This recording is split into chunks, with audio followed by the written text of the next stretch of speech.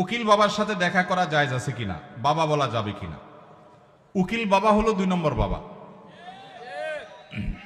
আমাদের সমাজে উকিল বাবার প্রথা অনেক বেশি আছে, আপনাদের এলাকায় আছে?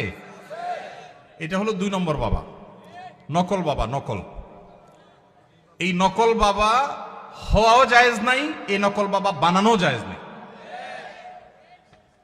ভাইরা আমার, বিয়ে শাদীতে আমাদের দেশে মনে করা হয় যে একজন উকিল বাবা লাগে, এরকম একটা ধারণা আছে না নেই? মেয়ের ইজিন আনার জন্য গায়রে মাহরাম একজন উকিল বাবা হয়, অনেক সময় যায় অনুমতি আনে।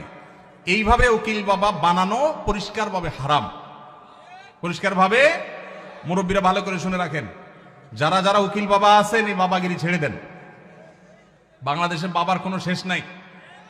খাজা বাবা, উকিল বাবা, ন্যাংটা বাবা, কত বাবা আছে। আল্লাহ তাআলা এই সমস্ত নকল বাবা থেকে আমাদেরকে হেফাজত করুন। বিয়ে উপলক্ষে কোনো উকিল বাবা টাবা চলবে না।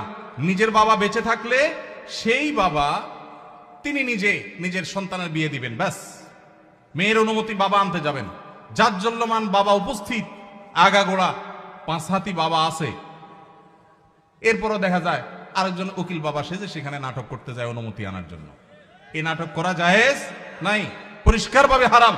পর্দাহীনতার কারণে, বিশেষ করে গায়রে মাহরাম কেউ যখন উকিল বাবা সাজে, ওই মেয়ে সারা জীবন তারে বাপ বাপ ডাকে, খানা খাওয়ায়।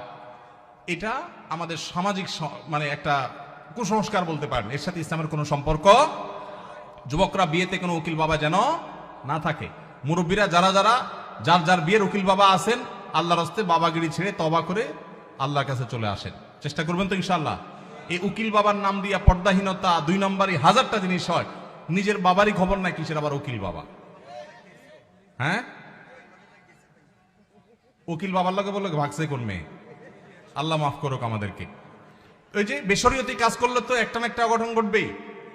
এই জন্য এই সমস্ত অন্যায় কাজ করা যাবে না। আমাদের পরিবারে অনেকে অনেক সময় বড় রোগে আক্রান্ত হন, যেমন cancer, brain tumour, liver cirrhosis ইত্যাদি।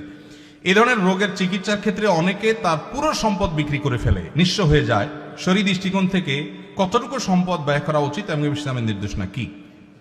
যদি আল্লাহ না করুন কেউ দুরারোগ্য ব্যাধিতে আক্রান্ত হন, তার চিকিৎসায় লক্ষ লক্ষ টাকার দরকার হয়, তার জমি জমা বিক্রি করা লাগে, প্রশ্নকর্তা ভাইয়ের জানার বিষয় হলো তার টোটাল অ্যাসেট থেকে কত % তার নিজের ট্রিটমেন্টে খরচ করা যাবে? এর উত্তর হলো এর কোনো পার্সেন্টেজ শরীয়ত ঠিক করে দেয় নাই।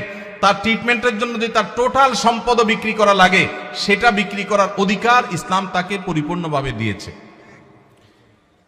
মানুষের সম্পদের ক্ষেত্রে